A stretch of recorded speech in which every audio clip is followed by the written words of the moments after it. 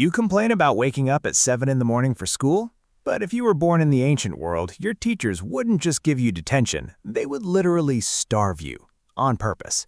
You grew up with Google, iPads, and teachers who care about your feelings. You don't memorize facts because you don't have to.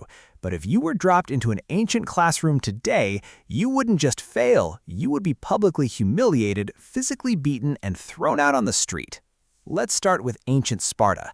At 7 years old, Spartan boys didn't get a backpack and a cute lunchbox. They got ripped away from their mothers and thrown into a brutal military camp called the Agoge.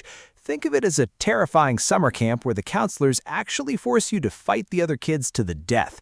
You weren't given a warm bed. You slept on reeds that you had to pull out of the river with your bare hands. You were given exactly one piece of clothing for the entire year. Winter or summer, you wore the exact same thin cloak. And the food? They deliberately underfed the students. The Spartan government wanted you starving, so you would have to learn how to steal food to survive. And if you got caught, poof, you weren't punished for stealing, you were beaten mercilessly for being sloppy. They wanted sneaky, lethal assassins, not clumsy thieves. If you survived the beatings, you might just graduate to the final tests, like getting whipped at the altar of Artemis just to see who could endure the pain the longest without crying out. Yeah, and you thought your math pop quiz was stressful. But hey, maybe you lived in Athens, where they just loved reading, writing, and philosophy. Sounds peaceful, right? Wrong. Good luck trying to read absolutely anything. Ancient Greek texts had no spaces between words, no lowercase letters, and absolutely zero punctuation. It was a giant, endless wall of capital letters running completely together.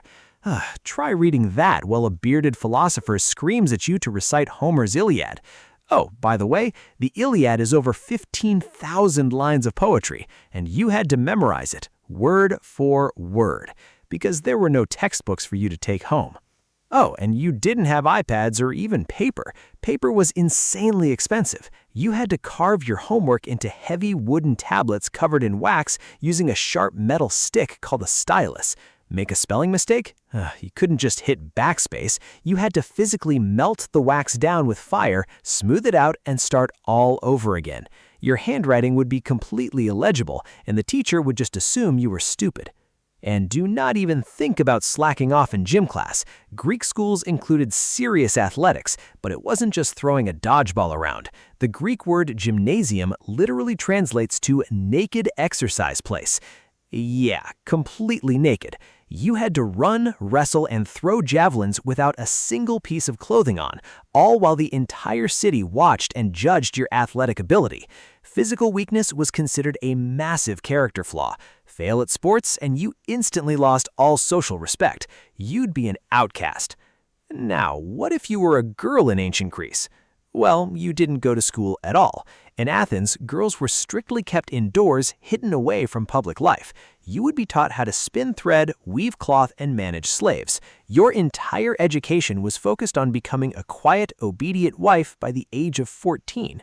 Unless, of course, you were in Sparta. Spartan girls were actually forced to do intense physical training, running and wrestling right alongside the boys. Why? Because the Spartans believed that only strong, terrifying women could give birth to strong, terrifying warriors. Now, let us move over to ancient Rome, where the punishments get even worse. If you think the Greeks were hard, the Romans practically invented strict discipline. In Rome, there was no fancy Ministry of Education or giant school buildings. Schools were just a single cramped room separated from the noisy, dirty, crowded streets by a thin, flimsy curtain.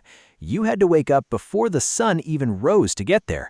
If you were late, you were beaten. If you didn't know the answer, you were beaten. If you mispronounced a word, you were beaten. The Roman schoolmaster, known as the ludi magister, carried a cane called a ferula. But that was just for minor mistakes. For bigger mistakes, he used the flagellum, a brutal leather whip. They even had a specific punishment called the over-the-shoulder beating. If a student was really in trouble, another boy would hoist him up on his shoulders, exposing his bare back while the teacher struck him repeatedly with a stick. Roman philosophers literally wrote that if a child wasn't beaten, they would never grow up to be a good citizen. It was legally and socially completely acceptable for a teacher to leave you bruised and bleeding just for failing your spelling test. But what if we go even further back to ancient Egypt and Mesopotamia? Here, education was reserved only for the absolute elite. If you were the son of a scribe or a pharaoh, you went to what the Mesopotamians called the tablet house. Instead of a simple 26-letter alphabet, you had to learn cuneiform or Egyptian hieroglyphics. That means memorizing thousands of different, highly complex symbols. And guess what? Moron, the scribes intentionally made the writing system harder and more complex over time just to protect their jobs. They didn't want the poor people learning how to read, so they basically gatekept the entire written language. The Egyptian teachers had a famous saying, "A boy's ear is on his back. He only listens when he is beaten." Discipline was absolute. You spent from sunrise to sunset sitting on a hard stone floor copying thousands of tiny symbols onto wet clay tablets until your fingers bled and your vision blurred. In Mesopotamia, they even had specialized staff members in the schools whose only job was physical violence. They had the man in charge of drawing, the man in charge of Sumerian, and the man in charge of the whip.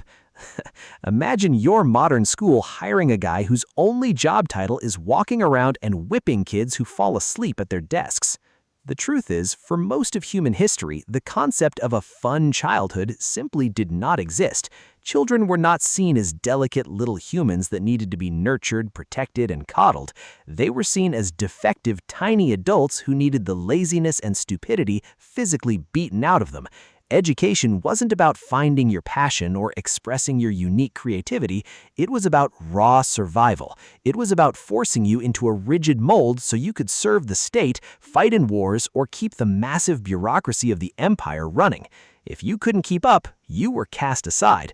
There were no participation trophies in the ancient world. There was no extra credit to save your grade. There were no parent-teacher conferences to discuss your personal learning style.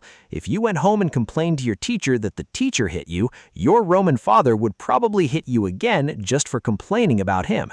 Triumphantly, smugly. So, the next time you whine about having way too much homework, or get mad because the Wi-Fi in your classroom is too slow, or complain that your teacher gave you a surprise pop quiz, just remember that you didn't have to melt your notebook in a fire, wrestle your classmates completely naked, or steal your own lunch just to survive the school day.